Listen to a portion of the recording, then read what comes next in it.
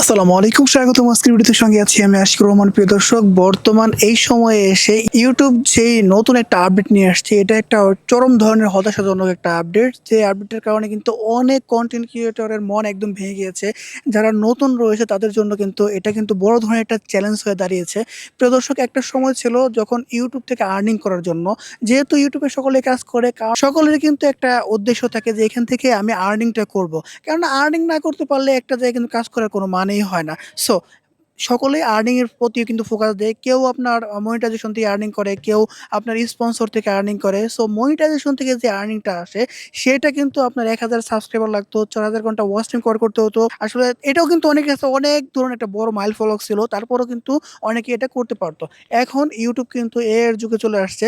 যে সময়টার জন্য কিন্তু অনেকেই আছে যারা কিন্তু খুব সহজেই এই ৪,০০০ ঘন্টা ওয়াচ টাইম, ১,০০০ সাবস্ক্রাইব কভার করে ফেলছে। ইউটিউব কিন্তু এখন আপনার চ্যানেলে মনিটাইজেশন থাক বা না থাক, সব চ্যানেলে কিন্তু এভারেজ কিন্তু অ্যাডস তোলে। অ্যাডস তোলার কারণে কিন্তু সেখান থেকে আর্নিংটা আসে।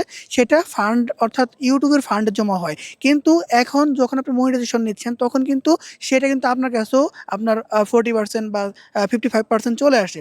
এখন ইউটিউব যে কাজটা করছে একদম উল্টা পোল্টি মারছে।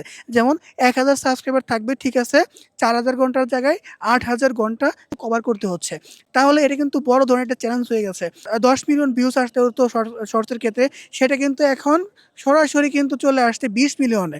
সো এটা একদম ডাবল চলে আসছে। এতে করে কিন্তু নতুন যারা কনটেন্ট ক্রিয়েটর আছে তাদের জন্য কিন্তু এটা বড় ধরনের একটা প্যারা হয়ে দাঁড়িয়েছে। আসলে ইউটিউবের এই আপডেটটা আপনার কাছে কেমন মনে হয়েছে অবশ্যই কমেন্টে জানিয়ে ফেলবেন।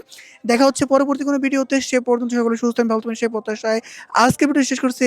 আসসালামু আলাইকুম।